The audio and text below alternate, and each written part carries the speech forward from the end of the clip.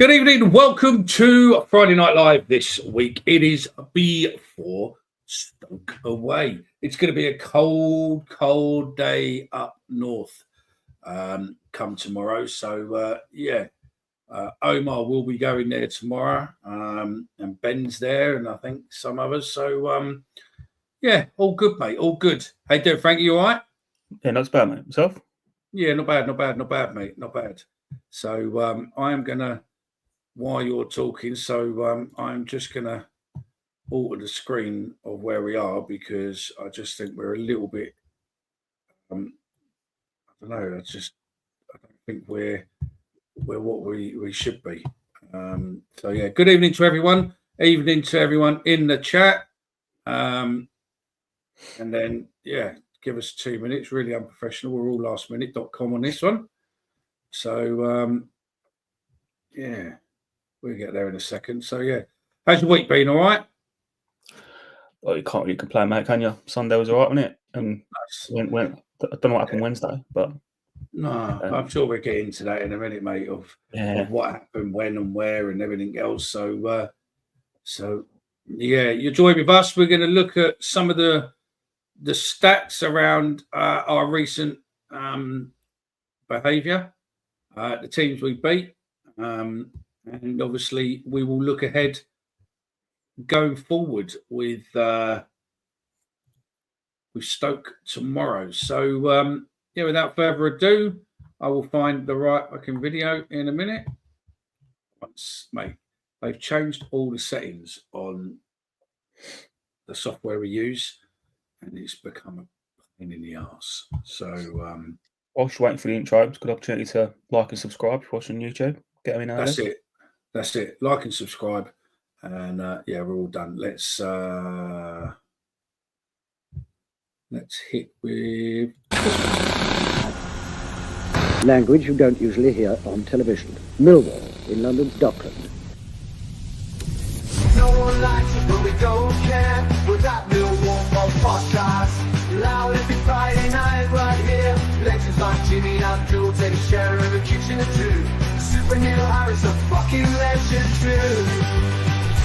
Through the good times when the strife we support the Lions all our life. This ain't no place for fancy TV. This is fucking Millwall through and through. Located on our very own John Ferguson way. Let them all come, let them have their say. Millwall till we die. With that Millwall podcast, loud. hello. Did that work or did it not work? I saw it, yeah. Well, all of it? I think the end bit cut off ever so slightly. Oh, that might have been where I think, because I just suddenly froze and it weren't working my end. So I thought, okay. Where's Stephen? Does he still think Harris isn't the man moving forward? Maybe. I don't know. I said last night on the space, mate, I'm not going to sit there and get into it with slagging Harris off. He's doing well in a minute, but I still think that going forward, I don't think necessarily Harris is the right man we want. I've said that all along. I've said he's good for taking us to war, but is he the man to take us forward with development and kids and all that development? I don't know. It is. Peter Sullivan, mate, you should never meet your heroes, mate. Never. Ryan, good evening. Leeds are falling apart. Yeah. Are they playing tonight as well? Or tomorrow? I think so. No, tomorrow. So, good evening, everyone. Hope you're well. Make sure you press like and subscribe. So then, let's look into it. I've got a few questions for the. I'm going to call you the panel viewers tonight. You are the panel, so I have a few questions for you to answer at some point. 4-1-0 victories, 6 games unbeaten, no more than 1 goal scored against us since the 17th of August, highest XG, lowest XG, for and against, and who would have thought it come, even 4 weeks ago? After Cardiff, this seemed possible, didn't it, to be fair? Yeah, 100%, yeah. We said that on the space yesterday, that the Cardiff game you didn't know where it was going to come, but it looks as if the players have just literally picked themselves up on the back of Cardiff and absolutely stormed it now.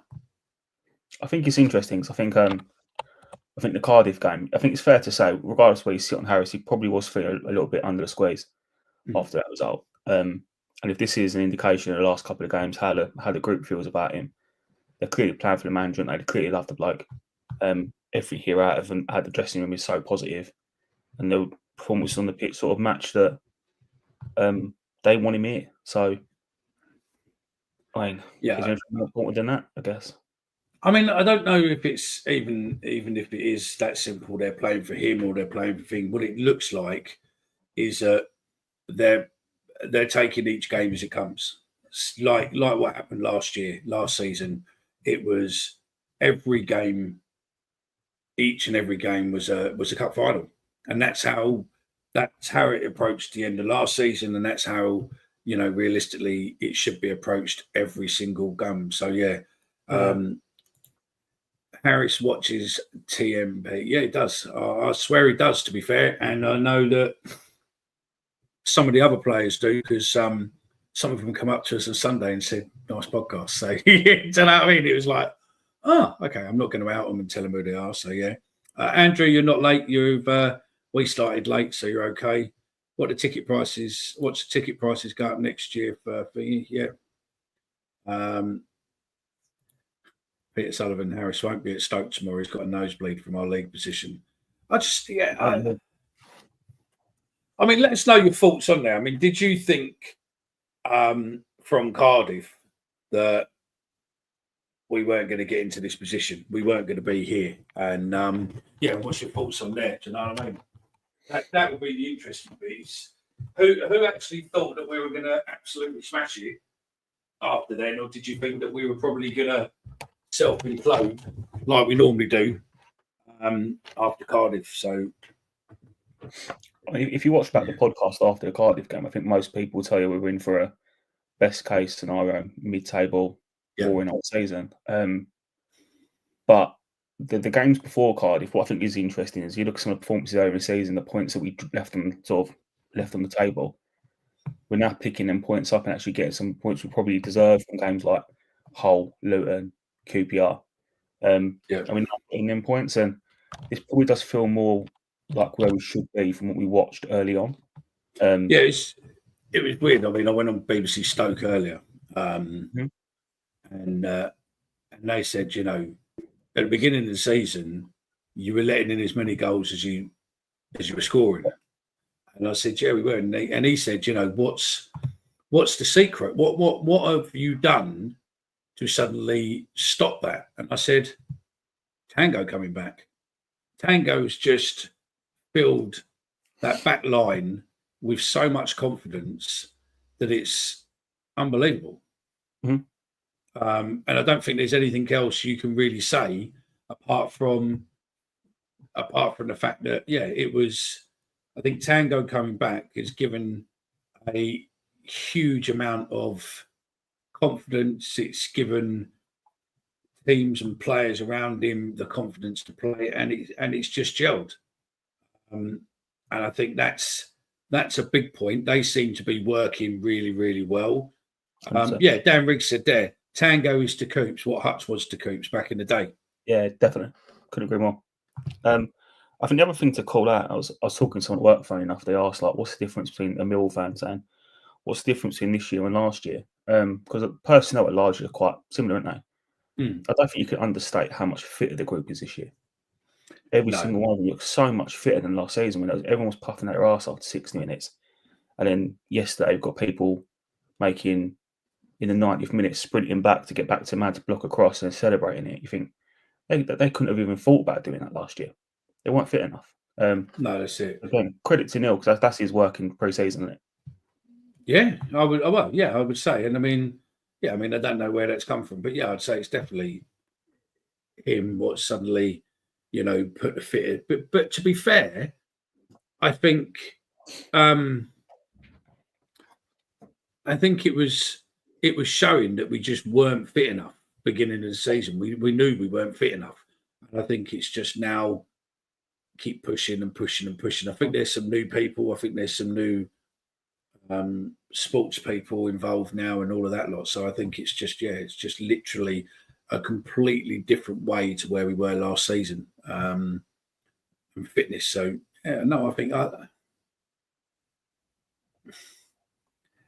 it'll be interesting to see the stats. We always look at sprints and stuff this year. You won't get sprints. But anything to do with running and that, you won't get. But no, I mean we've got the. I mean, I can get some of the stats up, but I mean, some of them just bore the shit out of people. But the weirdness is, if you take over the whole season, our top player on average on ratings, according to SofaScore, is Tango on 7.2. And believe it or not, the second highest ranked player is Joe Bryan. I'm not having that. Not a million years. And then Ryan Leonard, and then Jake Cooper, Duncan Watmore, Casper Denor, George Saville, George Honeyman, Roman Esse, and Lucas. That is the top 10 of our team. And to be fair, Esse is on 6.99. But to have top players all above 7, pretty much, or on 7, is fucking phenomenal. Yeah. Absolutely phenomenal.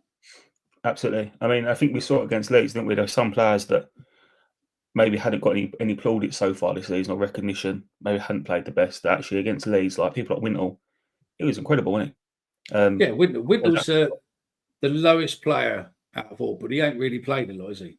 No. Come as a sub most time, isn't he?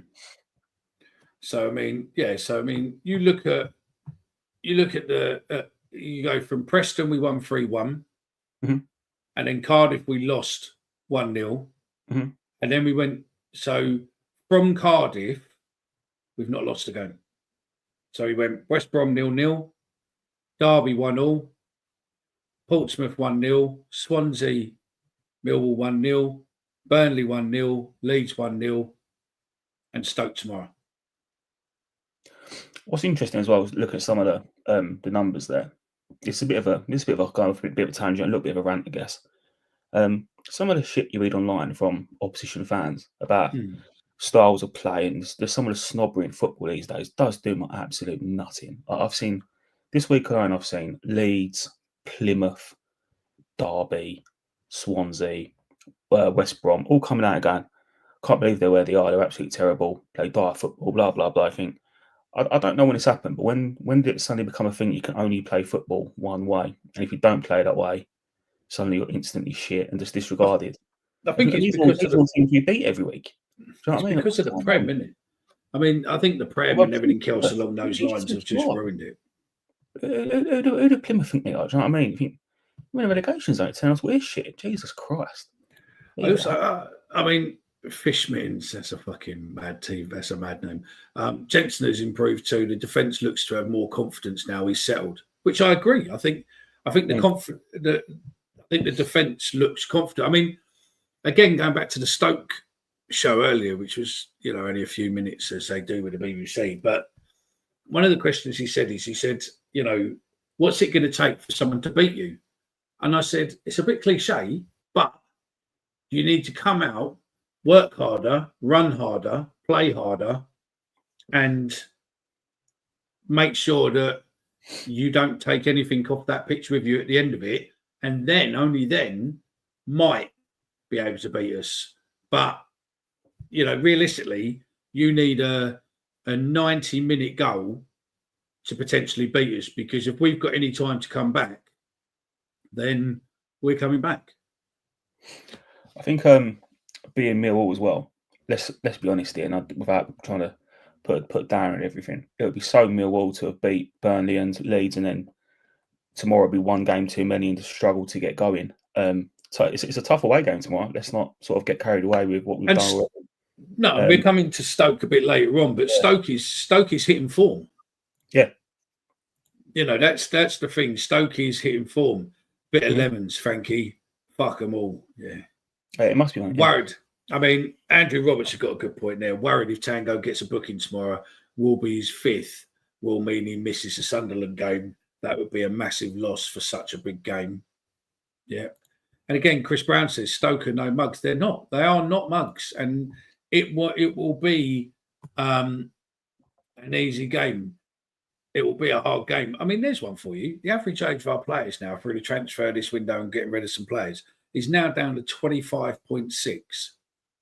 And what was it last year? 20, 28, 29? Yeah, 28, I think.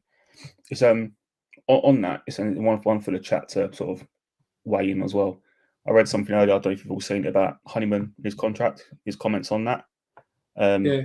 Quite an interesting interview, and he was talking about how with the new model and how we've recruited in the summer, almost does he fit the profile now of a player we're after, or are we not really looking for a player like that anymore? Would that impact him getting a new contract? For him to touch on that, I thought was quite interesting. But I mean, what do you think in the chat? One, would you give him a contract? And two, how valuable are players like Honeyman? They've got experience at the club, good lads around dressing room. I think we'd be mad not to sign him. I know he's not everyone's favourite player, but I think he's integral to what we do. I mean, Honeyman for me would be yes. I just think he's a little pit bull, and he runs down. Yes, he has shit games. Don't give him a free kick to take. Yeah, but he's limited, but he does what he does well. No, I would definitely give. I think he's deserved a contract, or at least a little bit more, don't you? I think so, mate. Yeah, 100%. I think the club would be mad to. I mean, we're probably going to lose Hutch in the summer. Let's be honest. I can't see him getting a new deal. He's only got a year. Yeah, he's only got a year now. So yeah.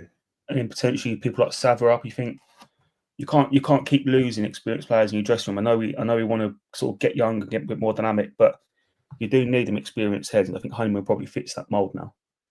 But yeah, I don't know what the chat thinks. Get it in the chat. Here's one as well for you in the chat, right? So what I want you to do is rank.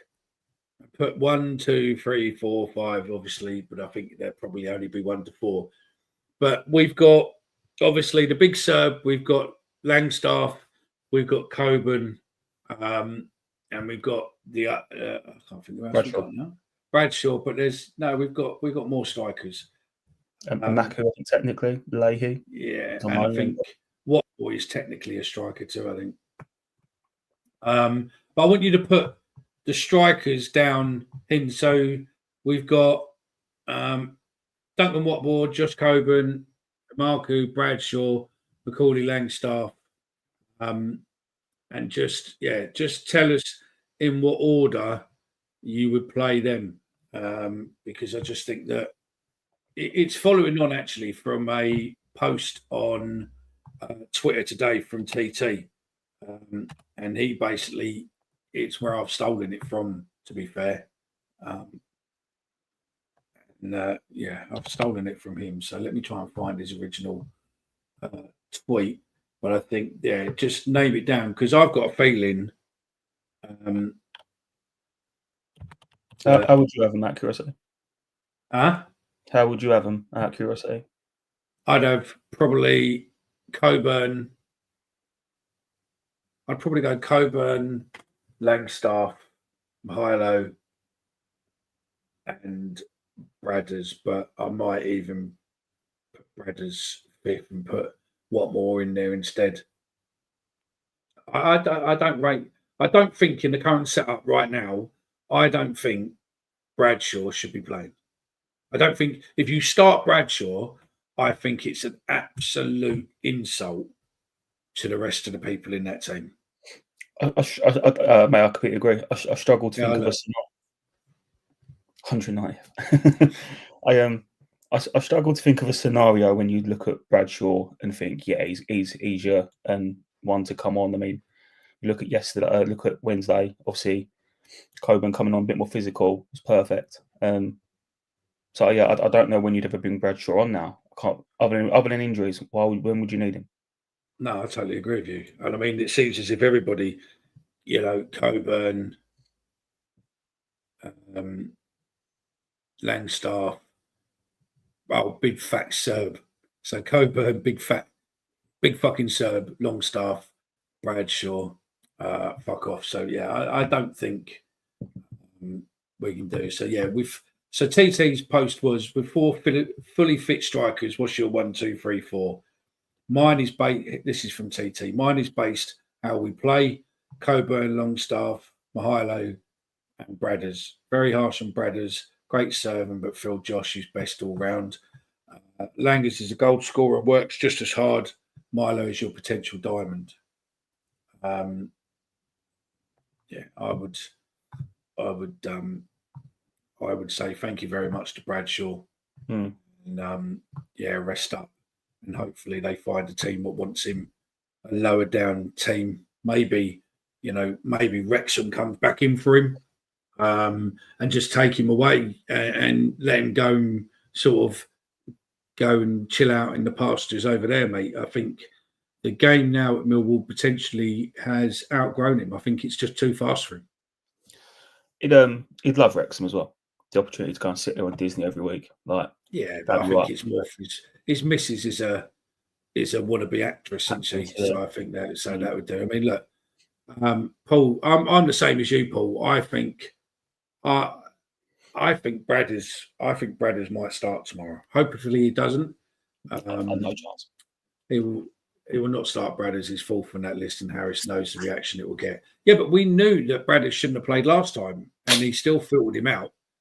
So, yeah, fucking hell, someone's got to be. Andrew gone there. Coburn, Milo, Langstaff, Watmore, Marku, Bradshaw.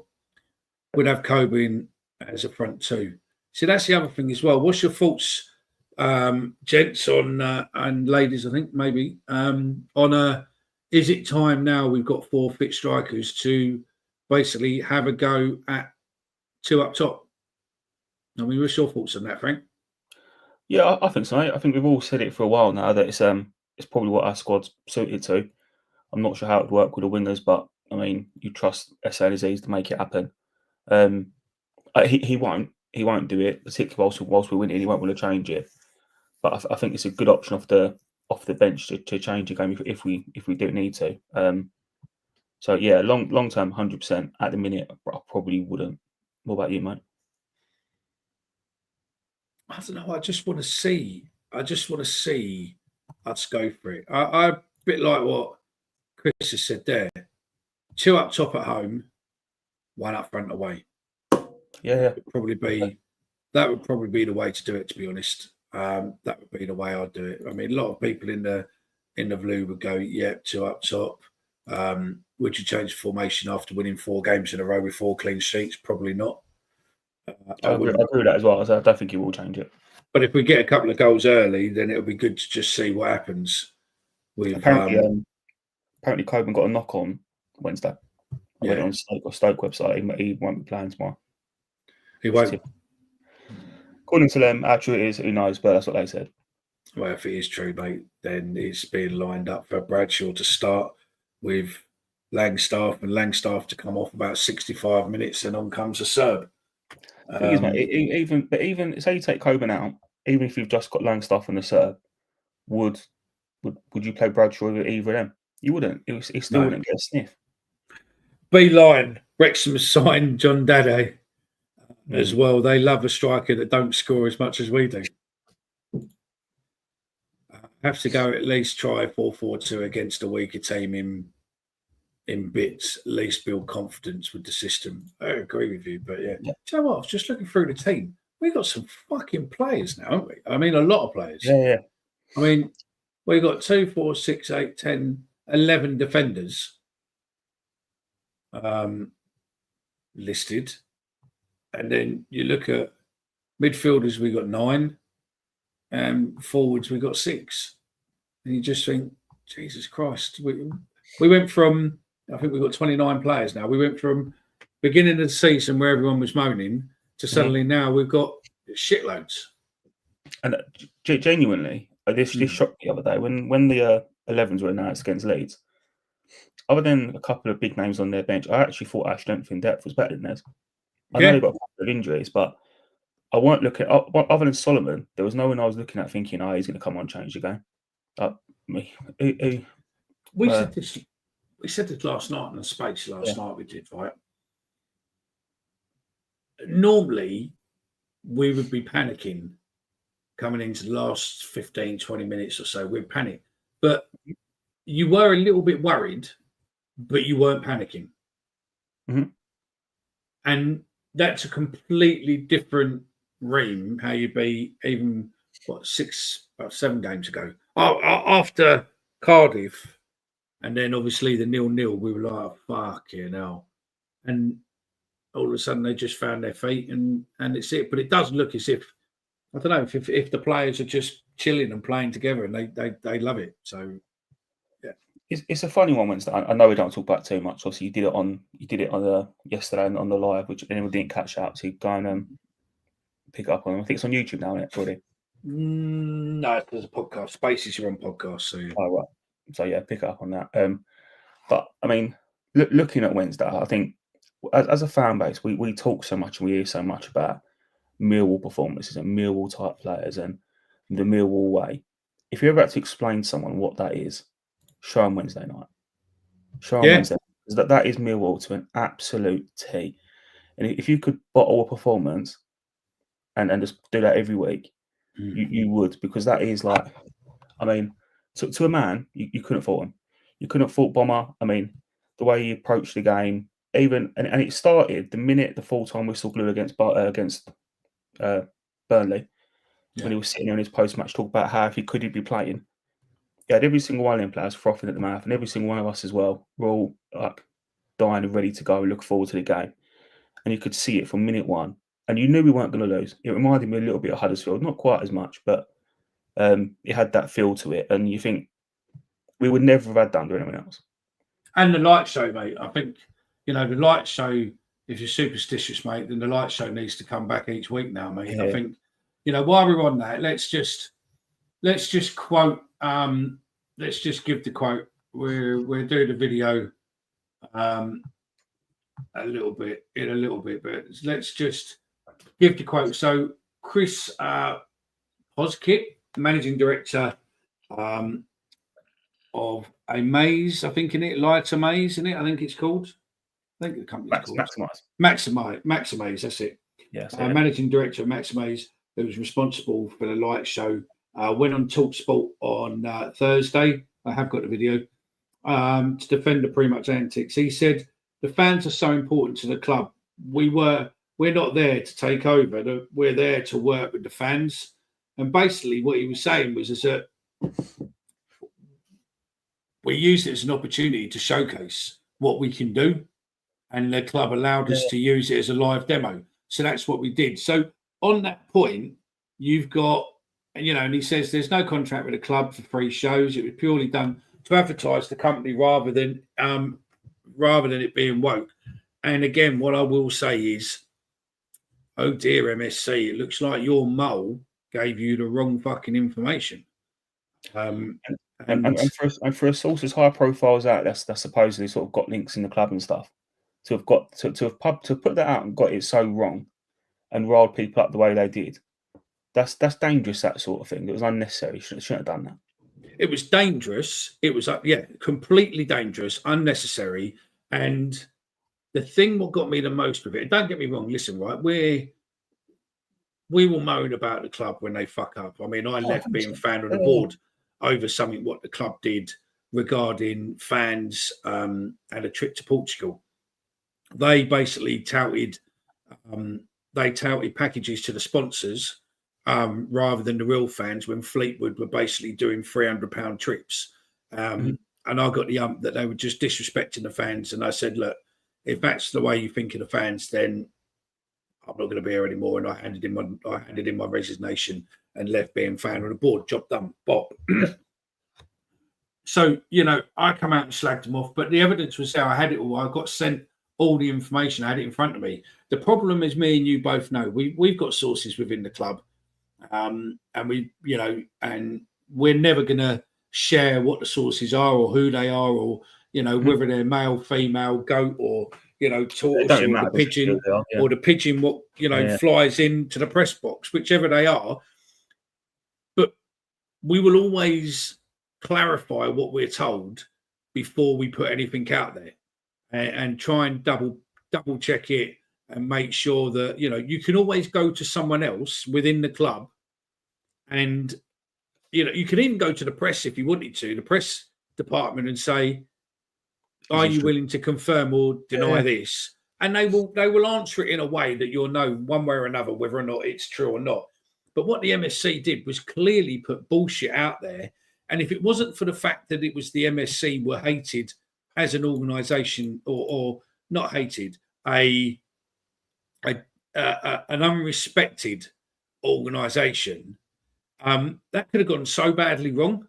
It could have caused absolute carnage, but it didn't, because people just thought, "Oh well, they're pissed off. Then that's brilliant. Fuck them." And luckily, it went that way. But you're not only trashing your own club, you're trashing a company which put money into the club, and you're trashing your club, and then you're like, and I mean, I'm not being funny, but fuck me, the MSC sitting there trying to make out that we're woke. You got a fucking geezer on your panel, mate, who's a union fucking representative for one of the biggest unions in the world. You dumped, leaflets in Millwall places during BLM and everything else, and you're telling us that we're woke. It's 4 minutes of a fucking light show. Get over yourself and fucking move on.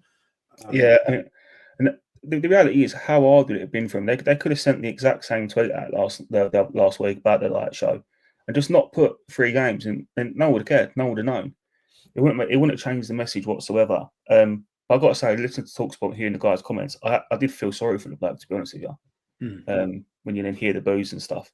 But that was always going to happen. I mean, I'm not being funny, but the boos, I mean, yeah, they're loud, but I mean, to be honest, you could have had, a few of ours and half a dozen, and majority of Leeds, and it would have sounded loud. They weren't, it's hard to sit there and go, "Oh yeah, it's because of this," or "Oh yeah, it's because of that." I don't know. I mean, I'll try and get the video up in a sec, but I agree with what you're saying. I do feel sorry for the fella. I mean, what's your thoughts on the light shows, everyone? I mean, they were over before they started. I would have probably personally, I would have done a different tune. I would have probably done, maybe The Lion Sleeps Tonight, something lion related, maybe. I don't know. Tell us what tune you would have used, and whether or not you thought it was okay or what. The only thing I can say is that I got back late that night, and I was working. I got caught in the M25, and watching on the telly, as soon as the light show finished and the normal lights suddenly come on, fuck me, it was like, "Oh, there's John in block 1 at the back of you could suddenly see everybody sitting in the stand."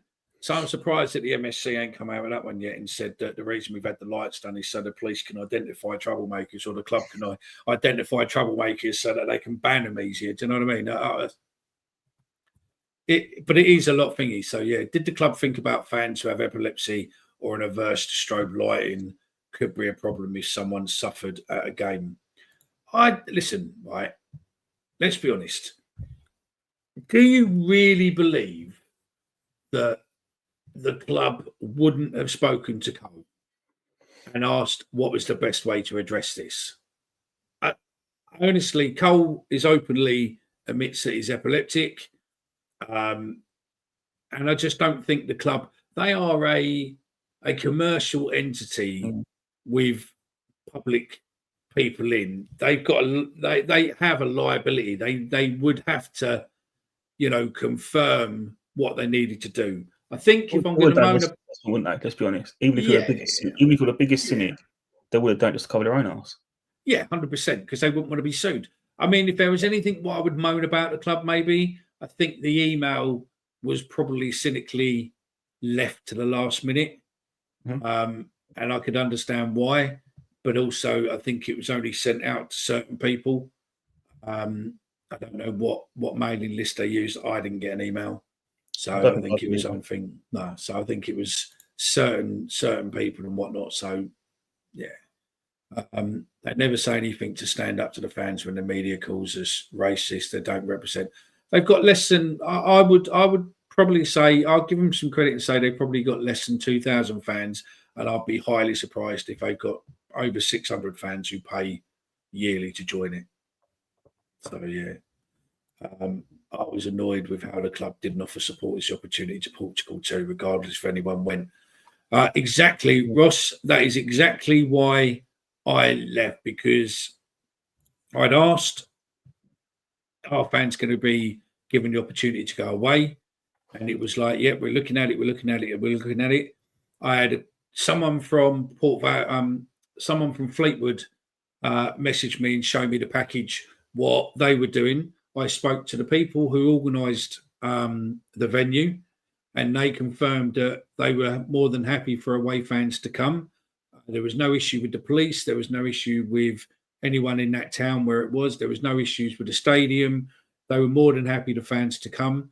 And then I got a message from one of the sponsors who basically sent me a glossy PDF email from the club, basically offering sponsors a package, what was a lot more than the £300, but they had the opportunity to go have a meal with the team and etc. etc. And I just went ballistic and said, it's just not fair.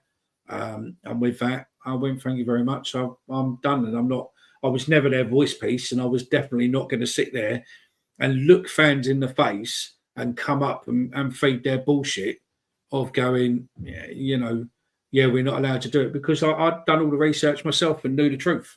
So I just couldn't come out and lie and become a mouthpiece. So I thought the best option was I served 2 years. That's what I wanted to serve. That's what I promised I'd serve.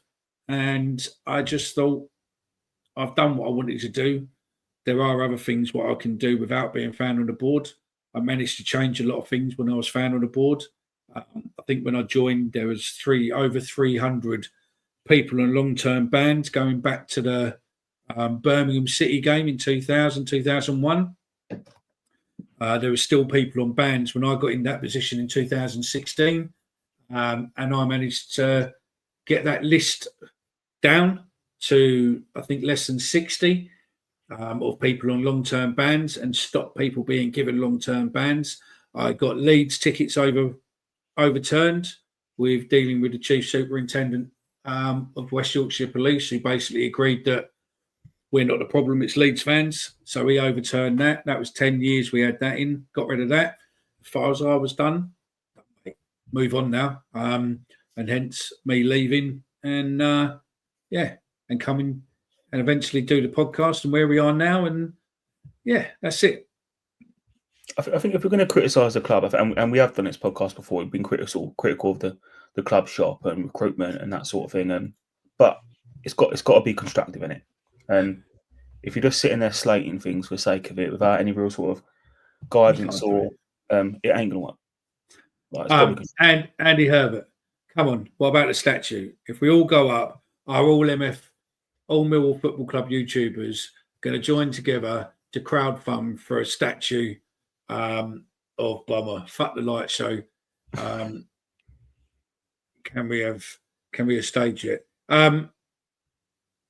I think if there's any money to be raised, and you're going to need a lot of money to be raised, I think Lions TV is the best man to do it, because he managed to raise his money for his box. So I think that would be the man to do it. Whether or not we'd get an 8-foot statue, or it'll be a die-cast, 2-inch high statue. Yeah. I think he's the man to do it. Definitely think he's the man to do it. Hashtag pay me. So let's read some of these comments before we. You agree with that? London Calling would have been the one I would have gone for. Yeah, I would have gone for as well. Yeah. Like, so it's fine. It makes total sense to us to allow a sponsor to show their product. Happens in every business and usually involves a discounted price. Clever idea. 100% agree with you. And that should have been the point of the MSC. They should have spoken to the sponsor. If they weren't 100%, they should have either gone to the club to clarify what they were told, because it wasn't the club that told them. It was a mole. I've got my ideas, but it was a mole who told them. And I think potentially the person's got an axe to grind, or two. So yeah, is what it is. I couldn't give a toss if they do a light show or not, to be honest, nor can I. Let them come. I don't know if Let them come would have been any good. I mean, it's a good tune, I suppose, to get us rattled, but I don't think it is. Let Me Entertain You could have been a better one. Or Firestarter, maybe. Hating Lights is woke. Well said, Glenn. Well said. It's got a point. Yeah, Sweaty Betty by the Mac Lads. Yeah, we had Tim from Sham 69 with a load of cadets on Sunday, and he done Millwall Boys, didn't he? We should have that. That would have been all right as well. Being honest, we need 3 statues: Bommy, JB, and Matty. Well, tomorrow is the first game where Matty's played for both clubs. Yeah, it'll be another interesting one, won't it? Possibly another sad day. I haven't seen if Stoke have anything planned for the day. I don't think they do. But they might. Again? I don't think Stoke have anything planned for it, do they? But I'm sure there'll be something. I don't know. I bet they do something. So yeah. I don't know. We'll see. Remember, get your comments in, get your questions in if you want. We'll answer some questions while we're there. So yeah. Ross Harris says, how have one of their fans managed to get away with graffiti on the Harris painting in the tunnel? It should be protected enough for something like that not to happen. Well, you see, that's where you go again to the MSC. Because if they didn't put anti-graffiti varnish on it afterwards, then you can't wash it off. I think they got it off, though, didn't they? I think they got it all off, I think. Yeah, it was out there before the game, weren't they? Yeah, I mean, I think it was probably a London-based Leeds fan thinking he was funny. I mean, Leeds run Millwall. Leeds couldn't run a fucking bath and they couldn't run a defence on Wednesday night. So, as one of their fans said, they had 75% possession and, and we were just lucky. No, we weren't lucky. We just scored, which is more than what you did. So, I said, mate, football snobbery, mate. People passing around the back four and thinking that gives them a God-given right to come away with anything. No, that's it. I have epilepsy. It didn't bother me. I think there's certain lights, isn't there? And I think these are LED. I don't think they burn at the same frequency. I could be wrong. I don't know. So yeah, pat that in. I want a Guinness. He ain't drinking Guinness, are you? I don't think I'm allowed to say either way, am I? Because of TikTok. We're on TikTok today. No. So no, we're not just on YouTube. Yeah, you can say whatever you want. It is Guinness, yeah. Oh, it is Guinness. Oh, okay. Yeah. I thought if I'm on TikTok, I'll have to lie quickly. No, that's it. The lights are not the problem. Let's move on. Well said, David. I mean, we can't get this sorted that I'll get Fulham. Can't we get this sorted that I'll get Fulham at a statue of Michael Jackson? Blinded by the lights. There we go. I just had a quick look. The Man City company, the statue of Vincent Kompany cost them $100,000. So that's the cost of a statue. If anyone wants to start, that statue down the blue cost like 80 grand, I think. That line down the blue cost about 80 grand, I think, 60, 80 grand. Yeah. Mate, Glenn's on fire tonight, banging on about being fan of the board is woke. Mickey for Prime Minister. Fuck that. I'll go for the White House, though. I mean, if Donald Trump can get in, mate, and the world's falling apart, just imagine fucking hell if I got Prime Minister. It's a shame some people have to wait on the concourse because of those flashing lights, as my brother got an email to warn him in advance as he is on medication, so he didn't go, which was a shame. Fully agree with you. I don't know. Yeah. I'm not thingy, mate. So yeah, I wasn't criticising the club, just putting the question out there. I don't even know what the question was now. Whoever's in charge of the statue, change Lines TV double. Get Fat Dan the statue. Welcome to now that would be a tune. Welcome to the jungle. I mean, if the light sponsor's watching, and you want to have a little play one evening when we're not open, when the ground's not open, we're more than happy to come down and maybe film a few different scenarios with different music. We could use them as an intro for our show. I'll be up for that. So yeah. Be honest, I put £15 on Millwall going up champions, 150 to 1 at the time. My rerun will be 2,500. Tempted to bung that in on the statue. We'll be coming to you if you want. Do you think Jensen has settled in now? Matty would be proud of the job he's doing. Great question, Connor. Let's go on to there. Do you think? I think he's settled now, don't you? After what he gave the Leeds fans, shows that he's fully comfortable in his skin here. Yeah, 100%, mate. I don't think we can. I don't think we can sort of understate how difficult it would have been to come in under them circumstances. That is unique in it. 100%. I mean, yeah, 100%. It must have been hard coming in, hard to do. He needs to cut his hair. I'll say that. Yeah. And then use proper wool. You're just jealous, isn't you? That's the problem. I don't mind if he's got long hair. No, there's a bit of that, man. So you know what I mean? So I don't mind if he's got long hair or not. It is what it is. So yeah, but I don't know. I do think he's settled. I think he's turning into being a good keeper. Yeah, I like him. He's still a bit flappy at crosses and stuff, but he's getting better every week. So 100%. Daily Mill, oi, hello. He forgot the word from Leeds. Yeah, from Leeds, run from Millwall. Yeah, Leeds, run from Millwall. Yeah, 100%. Let me entertain you for the light show. I live in Yorkshire. Leeds fans are very critical of Fark. Can't believe we beat them. It's hilarious.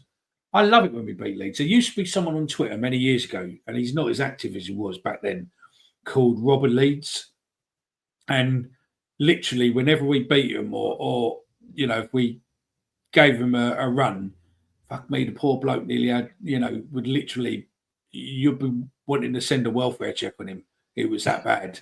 And now he's not as big as what he was. So, yeah.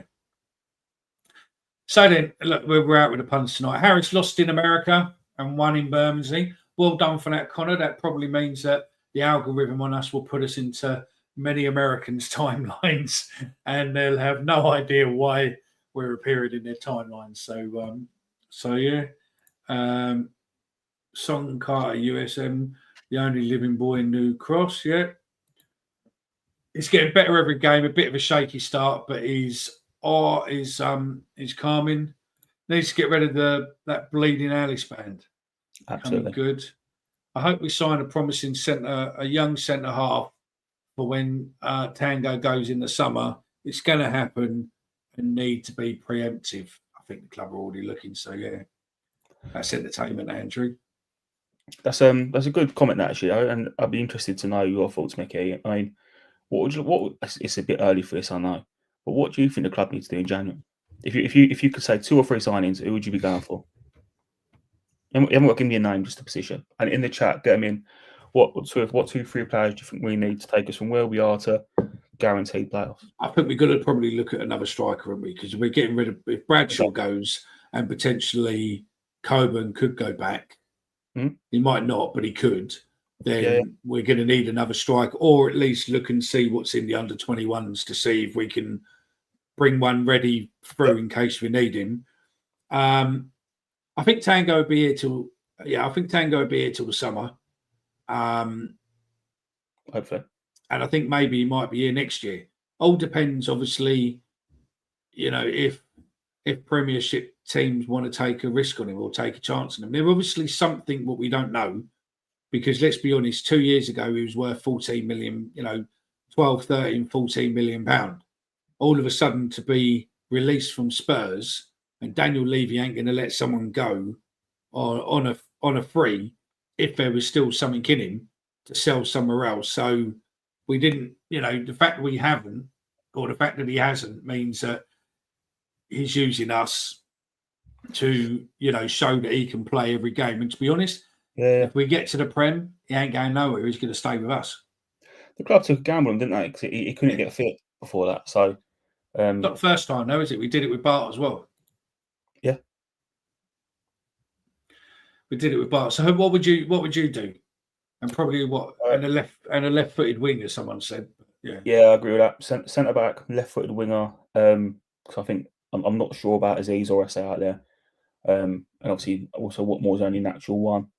I think if I really had an option, I'd love to get someone in that centre attacking mid position that can ideally take a free kick and a corner.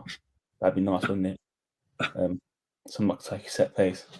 But Have you? Sorry, viewers. I will put it up for you in 2 seconds. Have you checked the? Have you checked the group messages? No, let's have a look.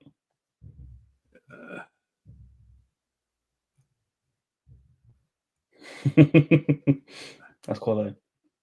That's funny as fuck, isn't it? I will show you the listeners now why I was laughing.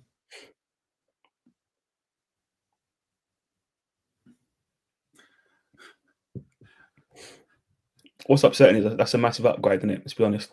Yeah, but I wouldn't be doing the show with a West Ham cunt, so you're all right. So yeah, but it is what it is. We are very laid back. We're reading lots of comments tonight, and the viewers must be thinking, "What the fuck's going on?" Because you don't read any. And now we're doing there. So yeah, another one from Glenn. Jensen has shown great character. We do Leeds. We do the thing in a set. Stoke in a set. Has shown great character. I'm still not 100% convinced, but he's improving. Needs to stop catching the ball, then dropping it. Not cost us a goal yet, but we'll do one day. CB needed. Tango won't be here long. Andrew says, do you think Tango will go in the summer?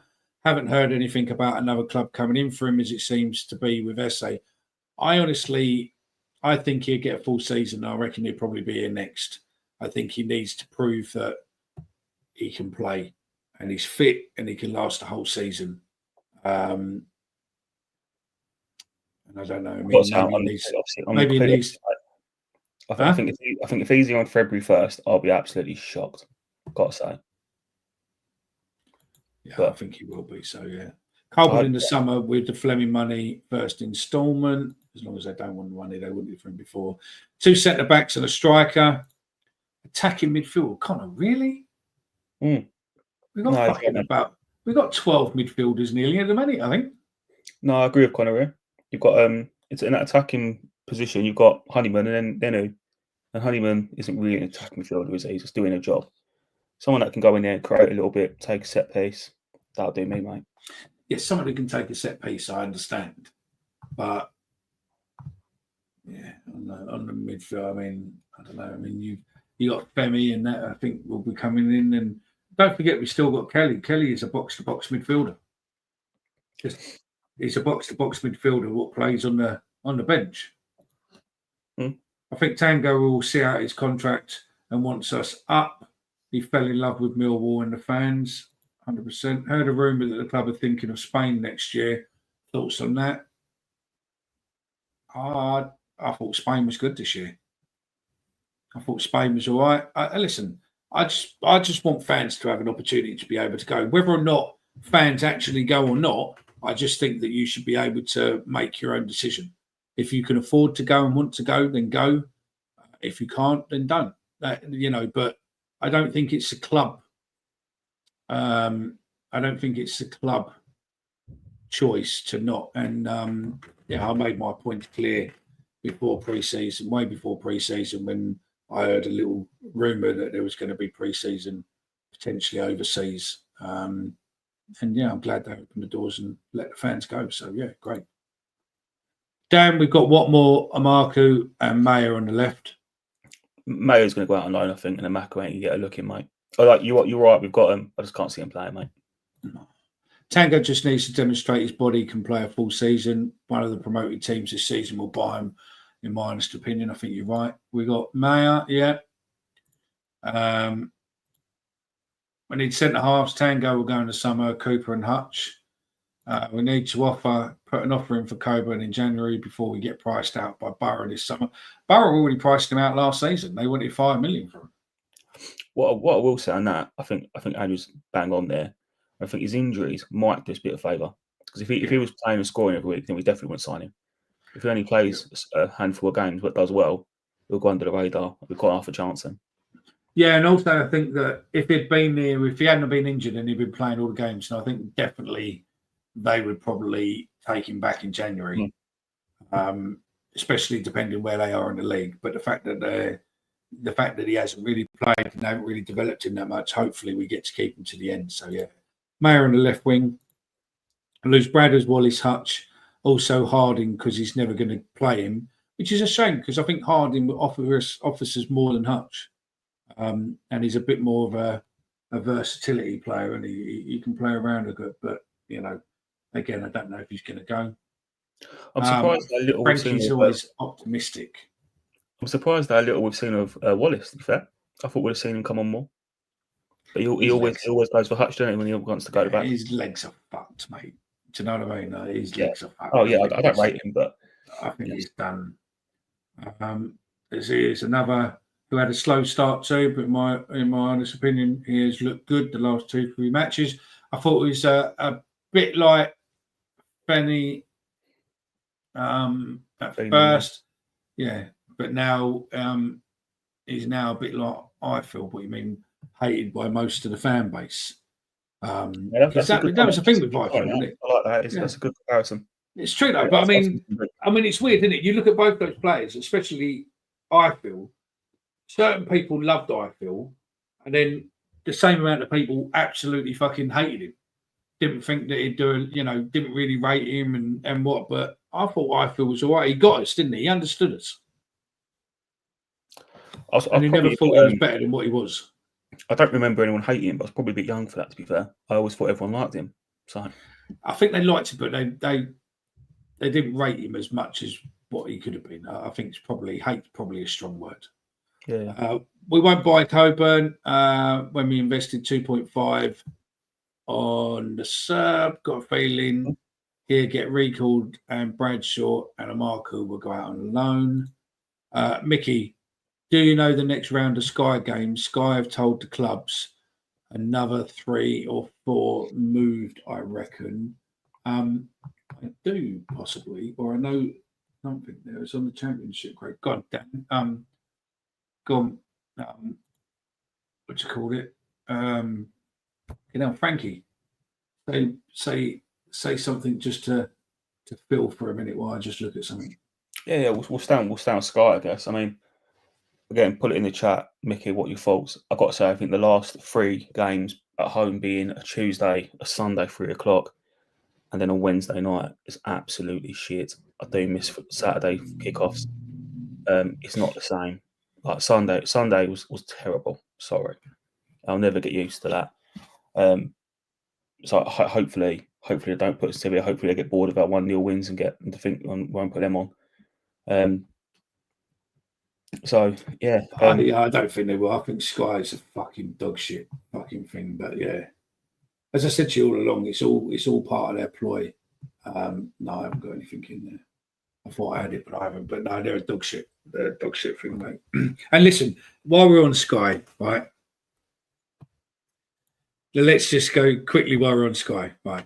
All of you that watch football on IPTV and have taken the club up on their discounted offer of NordVPN. If your IPTV breaks, you've pretty much told the authorities the service you watch it on. NordVPN isn't doing it out of goodness of their heart, mate. The reason that they've joined a partnership up with every football club at once and promote and become the EFL club or the Premiership club and all this sort of stuff is there. And if you read up on it, it seems that a lot of IP servers have been getting attacked, and surprise, surprise, they're all being attacked under a VPN. Surprise, surprise.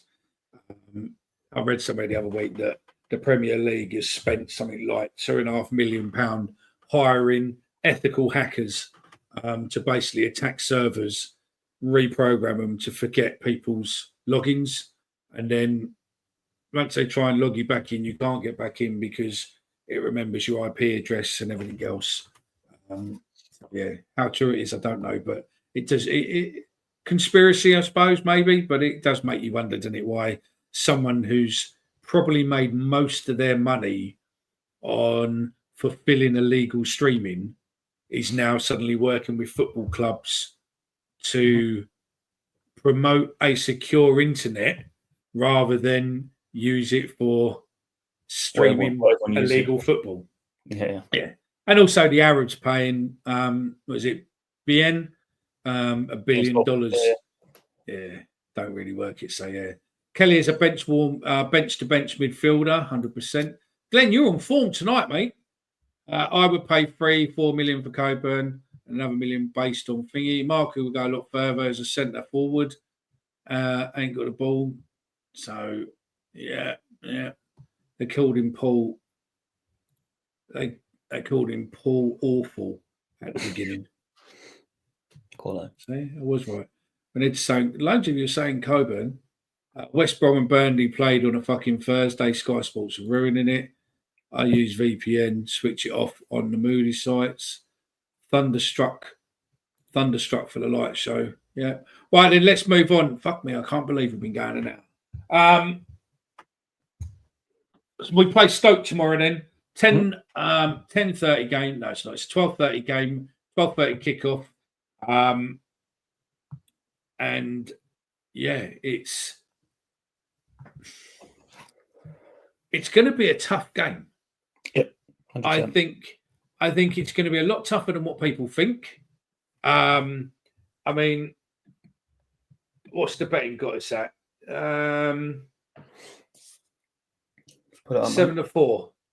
7-4, 9-4 to draw, 31-20 for Stoke. So I think we're pretty much favourites there. But yeah, first half to win 5-2, and then win the second half 7-4. So yeah, we're pretty much favourites by the looks of it. I think 99 to 100. Yeah, we're favourites. So they're yeah, I think we're pretty much, well, to be fair, I think we're 6-5 first team to score. Ultimately, mate, it's not going to be an easy game. We know that. They ain't got a bad side. I don't know why they're so poor every single year. But if we turn up and play anywhere near the level we did on Wednesday or Sunday, we win that game. The only danger of us losing is if we go out and beat ourselves. I think we've got a God-given right to win, or they'll roll over, or we can half-arse it. We've got to play 100% every week. And if we do 100%. That, we'll win. 100%. Get yourself in the comments what you think tomorrow's going to be. In fact, just drop your predictions in there, mate. Drop your We've got a couple of stats for tomorrow. Anyone's interested? Yes, yeah, go on in. Give us your stats. So they've obviously got a new manager, haven't they, Stoke? He's won 2 games out of 10 so far, so not a fantastic start for him. And I've got to say, all these stats are fairly positive. So that's unlike you. It is, mate. Yeah. Stoke City winless in their last 4 league games against Millwall. Drew 1, lost 3, and they've not scored in any of them. Yeah, head to head. I was playing there. We've won 6. They've only won 2. They've lost one of their. Millwall just lost one of their last 11 league games against Stoke. 8 clean sheets in that 11-game run. And then this is the last stat. This is a bit bollocks, but it did make me laugh. Our last 4 league away wins have all come against teams that name begins with the letter S. So we're of course going to win. Say that again. What stats that? So our last 4 away league wins have all come against teams whose name begins with the letter S. And if anyone in the chat can guess the 4 teams, there's absolutely no prizes for you, but you can be happy with yourself. Personal pride. There we go, innit? Yeah, starting to sound thing. Take a draw tomorrow. Look at hard shifts the player I put in recently. They will be confident but fucked. I'll happily take a point tomorrow, but I'm worried on the back of beating Burnley and Leeds. We'll go lose at Stoke. Would be a big 3 points if we get them tomorrow. A point tomorrow is a great point. I was speaking to some people the other day around the club, connected to the club. Obviously, we saw on Sunday and stuff, and we said, what was your predictions going into these 3 games? And they all sat there and said, realistically, if we'd have got 4 points out of these games, we would be okay with that. Yeah, but the fact we got 6 is superb, and it pretty much puts Stoke as a free game to a degree. If you can get a draw, it's a result. If you can get a win, it's a result. And you don't want to do it, but if you lose, it's not the worst, is it? I mean, this might sound defensive, but if we'd got a point against Burnley and Leeds, all right, you're not happy, but you're not exactly we have to be talked down off the edge. Do you know what I mean? It's just If we'd have got a point out of all three of these games, 1 point per game, we would have been ecstatic. Yeah. Do you know what I mean? Realistically, if we'd have got Burnley a point, we'd have got a point with Leeds and then a point with Stoke, we would have been ecstatic. And we're going in there with twice as many points, still with a possible 3 or 1 or none to win. So, yeah. We'll do well to draw tomorrow. Need fighters in the team. It will be ugly, but we have the players to do that. Yeah. Paul Ebden 2-0. Watford 0-0 at half time. Connor, I'll take a draw. Stoke have been good recently. Yeah, they've won their last 2 games. But before then, there were losses and draws. Obviously, we've won our last 4 games. And then before that was a draw. So, yeah, well, I don't know. I think we might do it. I've got a feeling, that we could fucking HMS piss the league, mate. Wouldn't that be funny if we suddenly went on a run now? You know what I mean? The rest of the season we go unbeaten. Now that would be fucking brilliant. We won't obviously go unbeaten, but the last couple of games have given me sort of flashbacks. Remember when we first went back into the Championship with Neil when we went in that run? Eventually we lost in the end. Yeah. Obviously we didn't quite make playoffs, but we were in great form. We all come a bit too late. Hopefully this is that run a little bit earlier so we can actually capitalise because we are similar to football. Got another stat and just shit ass in it. Got another stat for you. Come on, mate. Last time Trump got in, we got promoted. There you go, got promoted. There you go then, mate. Last time Trump got in, we were in the 16-17 season when we got promoted to the Championship, wasn't it? It's in the stars, mate. In the stars. What can you say? There we go. You see, if only, eh?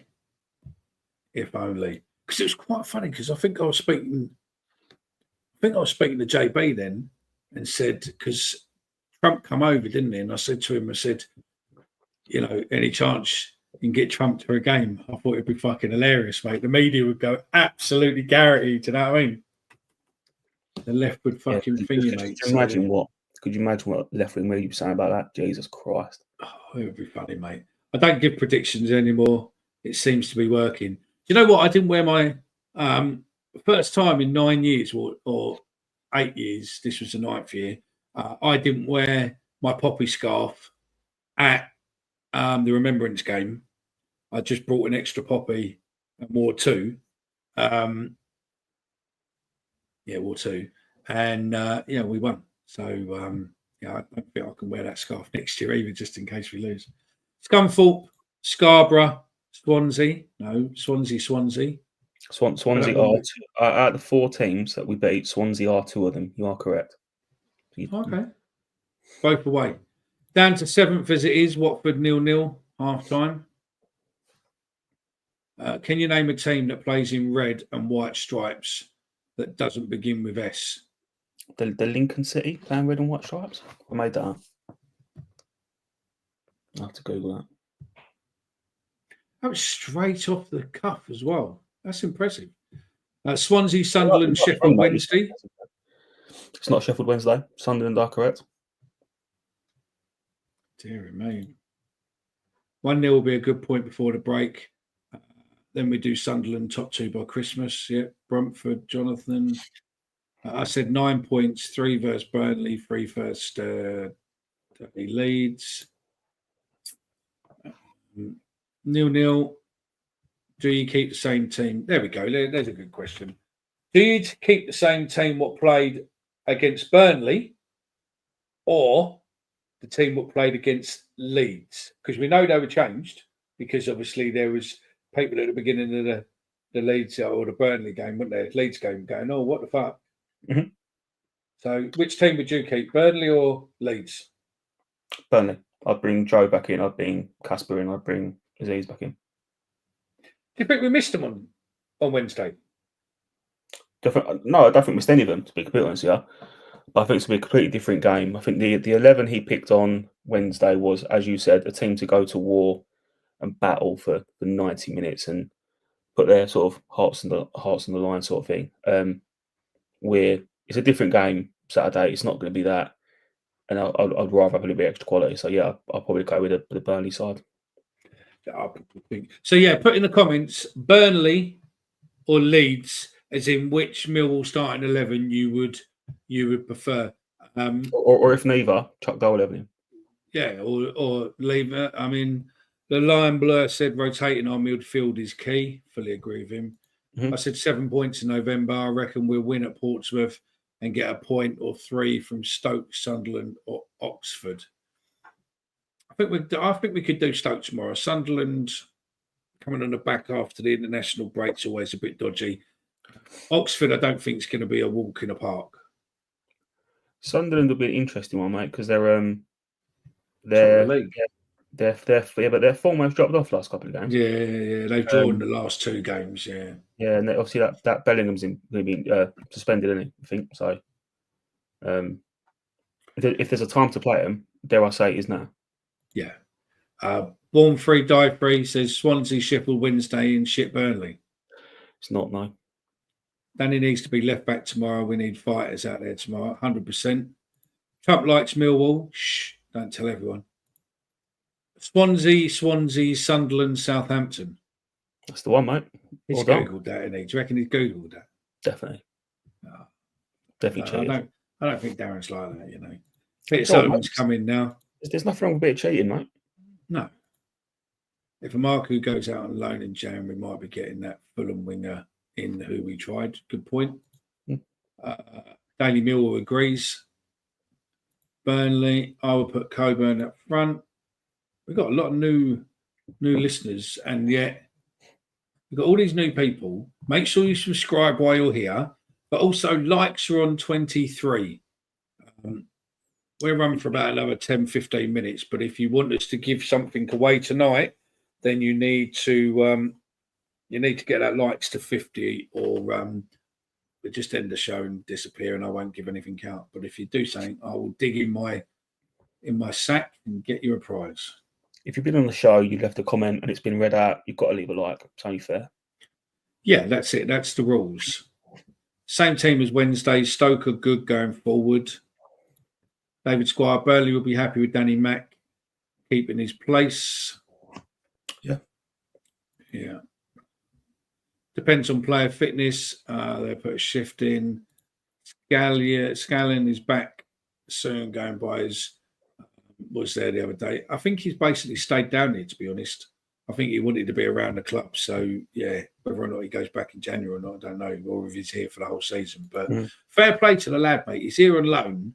And, you know, I think Liverpool, contacted Liverpool, was telling me that they offered him to go back up there around the team. And he turned it down and said, no, he wants to stay down here. He wants to stay around the team down here. And get used to the lads and everything else. So fair play to him. He's obviously committed. He obviously sees we're going to the top. Mate, have you heard anything about that Adam Malachi since he got injured? Got a bit quiet now, isn't it? He's in the team though. He's on the team listing, but I don't know yet. Yeah. Oh, and that's that. One of the sources has just texted me to mention. No, he hasn't. They've sent me a picture of fucking the geezer at the football game the other night, what we all saw. So yeah. Listen, I think we've done well against Burnley. I think we've done well against Leeds, excessively well against Leeds, to let them all travel home crying their tear. I do like beating Leeds because they fucking can't handle it. What is that about, mate? What is no that? idea. What's the inferiority complex all about? Yeah, well, I think they've always had it. They think they're too good. That's the thing with Leeds. They just think they're too good. I don't really get it. I'm probably a generation where whenever we play Leeds, I feel like we always beat them. Or always at least give them a game. I'm sure in my lifetime we'd have won more than we lost against Leeds. Yeah, probably have. We have against West Ham too. Particularly in big games when it actually matters, like playoffs. Jimmy Abdo, for example. Yeah, can we just say on there that fuck me, can we not find something else rather than keep playing Jimmy Abdu whenever we're playing Leeds? I mean, fuck me, we must be finding it boring now. I mean, imagine what Leeds are thinking. Do you know what I mean? I would probably post a Premier in with saying, you know, with a refund. It's probably more of a subtle hint. I think the Jed Wallace goal as well. Was it 4-3 that game? Yeah, That's it. I think it was. Was it 4-3? Yeah, no, it was. Yeah, yeah. I remember the directors. I was getting told by the directors that when they scored and it went 3-3, the Leeds fans, because their stand is right next to the directors' box, and they were going mental because a couple of directors and a couple of guests were giving it to them, and then they were going mental when it went 3-3, and then when we scored and went 4-3, allegedly our directors just took the piss, and the Leeds fans wanted to come through the glass, which was always used to make me laugh. So good. Brian comes in, Danny off the bench for Leonard. I don't know. Danley, we're only on 33 likes. Come on. There's over 8 of you listening. We're only on 33 likes. Hopefully we've got some subs out of you instead. It's been a very chilled show tonight, you know. Leeds are like the Democrats when they lose. Yeah, I think that's probably probably very true. It turns out 4 wins on the bounce, mate, without seeing the goals, quite relaxing, isn't it? Yeah, that's it. Can we talk about how Pony Fleming looks for Burnley? Yeah. I mean, did any of you watch the game the other night? Because I thought Burnley were poor. I'm not sure what he was. I'm not sure what position he was. He was just sort of running around in a middle area doing absolutely jack shit. But I mean, good for them, good for him. Good money for the club. That's a good point from Daily Mill. If we are above Middlesbrough in January, will they recall him just to mess us up? Not if we're paying a big portion of his wages, we're not. They won't. No, good point. Dirty Leeds come down cocky, went home cockloose. I had a fantastic last 2 days listening to Leeds podcast, having meltdowns. I bet you did. Yeah. And have you noticed, though? Have you noticed, right? Yeah.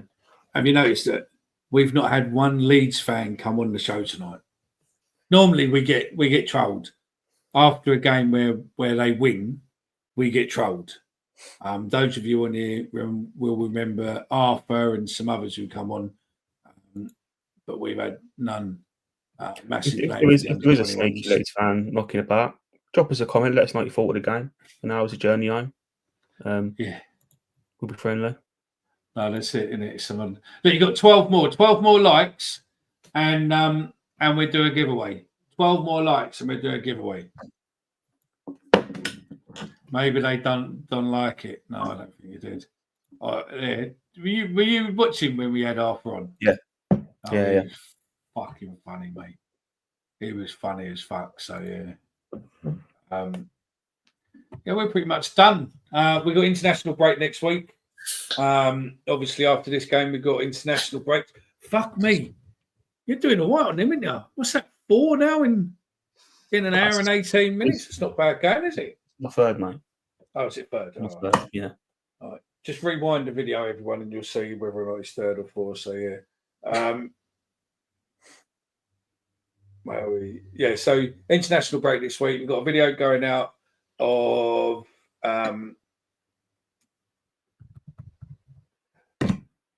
Roy Lana. I've done a show with Roy last week. I've just got to edit it. But it's not going to be your normal stuff where, you know, we're talking about what happened to Roy. There is a little bit of that in there, but it's about him supporting Millwall. We done Who Are You with him, and also giving his upcoming movie a bit of a plug because he's trying to raise money. And we're just doing a bit of that for him. It's a good video. Next Friday, it's still up in the air, but we might have a very special back to the old school show. I'm just waiting on someone to come back to me. If it's not next week, it will be the week after. and then we're look. If there's anything you want us to do, I mean, we could always do a quiz next Friday, couldn't we? Maybe. I don't know. If you want a quiz, let us know. Put 9 likes on, and we get to 50, and then we do it. So yeah. Andrew Roberts says, got a couple of show ideas, don't we? So we could get a poll out of something on Twitter. Yeah, we could do a quiz. Just do a Twitter. We could do a Twitter quiz maybe Thursday night or something, and then do one on here on Friday. But we just need to have no cheating, so we'd just be like, we'll ask a question, put your answers in, then we go through it and do it like that. Mark, it was Savile. Okay. Mark Lindsay, sorry lads, late to the party. Did anyone notice Lenny won the free kick against Burnley? Ref sprayed foam, turned, marched off to pace yardage. Lenny scooped up foam and moved it a yard forward. As we said earlier on, mate, nothing wrong with a little bit of cheating. No, that's it. Drinking all that Guinness makes the room go fuzzy. We haven't done our predictions yet, have we, for tomorrow? We've done some have gone in, but we haven't done yours. So go on and give us your predictions. 1-1. You going 1-1? Pessimistic. I said, what did I say on the radio? I said 1-0 to carry on the 1-0, but then I did the space yesterday and I said 3-0. So, 2 different publications. So one thingy. I hope so, mate. I've already said to him that I want to play myself because hopefully they're keeping the form the bit where we take him out. Where I got him and the other 3 to go out on the pitch at the first game back after the promotion, 2018, I think. Mm-hmm. They got their. We talked about it on the show where they get their medals and that. Steve Kavanagh and that, and the EFL done extra medals. So the championship medals, what all the players got. Roy and the other 3 lads all got a medal and a signed shirt and whatnot. Good luck to them. Well deserved, it's fantastic that day. You fans were fucking immense, giving them all the cheers, mate. So yeah. Thanks to Frankie's stats, 3-0 Stoke. I think we're done. We've got 42 of you now. We're not going to give it away. If you can't put the effort in, then I can't put the effort in to go down there to a bag. What's the target, mate? 50. It's only 8 more. If it was one more, I'd do it myself, but. Oh, I see, like that. But look, make sure you subscribe. Make sure you press the like. Make sure you tell your friends. Stick it on your WhatsApp groups. We're done. I think Jay is back tomorrow with your post-match live space, and we will be back next week. We will do something next week. We can't leave you hanging, but you can. But we're not going to. We'll do something. We'll figure out something. 100%. And then the week after, we're looking to put no disrespect to the new team, but we're looking to do a one-off special with the team that Friday Night Live all started with. We're in talks with bringing back myself, Omar, and Neil Fizzler for one night only. And we do all the old stuff. So what you're drinking and everything else from when we did it 4 years ago during lockdown, we do all the old shit like that. So we're looking at that. So yeah. Anything you want to say, fella? No, nothing for me, mate. Been a good week so far. Boys have done well. Get behind them tomorrow. Hopefully they can bring up another 3 points. Keep marching up the table. Fully agree with you, mate. Fully agree with you. My only comments are thank you very much to everyone on Sunday. You made me and Mel really proud and the club proud with your support. We should be getting numbers of what was raised any day. The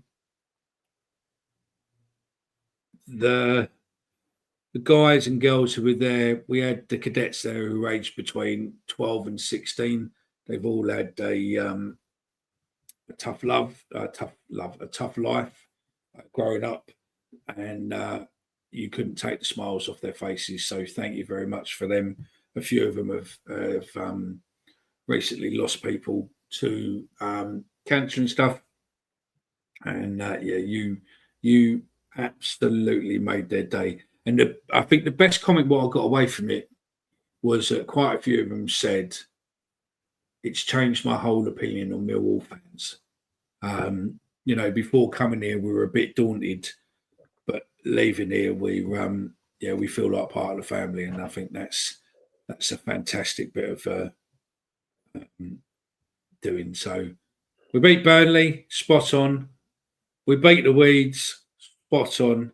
All the threats have been coming of telling us that Ellen Road would be a different story. If we can go up to Ellen Road in the future and beat them there this season, that would be fucking superb. Like, subscribe. Thank you very much. If you're listening on a podcast on Spotify or Apple, make sure you like us on there. And if you want to leave us a review, you can leave us whatever you want. Doesn't matter what's in the review. It just matters that you leave a review. And if you do that, then same as on YouTube. The more you comment on YouTube once it's live, the better it is. I have picked a random video at random. I've got no idea what it is, but let's hit it and see.